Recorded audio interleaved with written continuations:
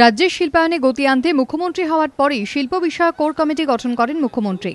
এতদিন এই কমিটিতে ছিলেন শিল্পমন্ত্রী পার্থ চট্টোপাধ্যায়, অর্থমন্ত্রী অমিত মিত্র ও রাজ্যের বণিক সভার সভাপতিরা। কিন্তু এই কোর কমিটি কখনোই খুব একটা সক্রিয় হয়নি বলে শিল্প মহলের অভিযোগ।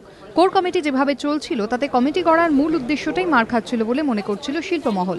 এই অবস্থায় সরকারের 2 বছর পূর্তির মুখে কোর কমিটির দায়িত্ব নিজের হাতে তুলে নিলেন মুখ্যমন্ত্রী।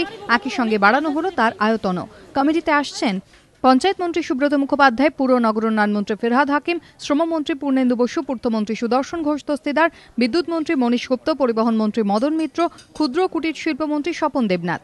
কমিটিতে আনা হয়েছে আইটিসি গ্রুপের চেয়ারম্যান ওয়াইসি দেবেশ্বরকেও। বুধবার শিল্প বিষয়ক কোর কমিটিকে নিয়ে বৈঠকে বসবেন মুখ্যমন্ত্রী।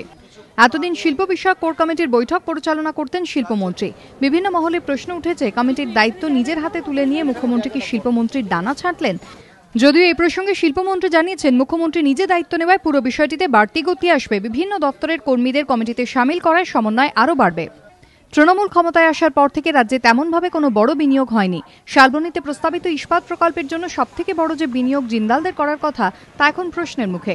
হলদিয়ার শালুকখালীতে নতুন বন্দর গড়ার ব্যাপারেও তেমনভাবে কোনো সংস্থা আগ্রহ দেখাচ্ছে না। জমি জটে থমকে জাতীয় সড়ক সম্প্রসারণের কাজ। সেজের দাবিতে অনড় ইনফোসিস। ফলে রাজারহাটে তাদের প্রস্তাবিত প্রকল্প নিয়েও তৈরি হয়েছে অনিশ্চয়তা। ওয়াকিবহাল মহলের একাংশ মনে করছে, সারদা কাণ্ডের জেরে এখন রাজ্য সরকার কোণঠাসা। সামনেই সরকারের 2 বছর পূর্তি। এই পরিস্থিতিতে মুখ্যমন্ত্রী বার্তা দিতে চাইছেন শিল্পের মতো বিষয়কে সরকার কতটা গুরুত্ব দিচ্ছে। পাশাপাশি কোর কমিটির কলেবর বৃদ্ধি ও বৈঠক সারদা কাণ্ড থেকে রাজ্য সরকারের নজর ঘোরানোর চেষ্টাও হতে পারে বলে মনে করছে রাজনৈতিক মহলের একাংশ। ধ্রুবজ্যোতি প্রামাণিকের রিপোর্ট, এবিপি আনন্দ, কলকাতা।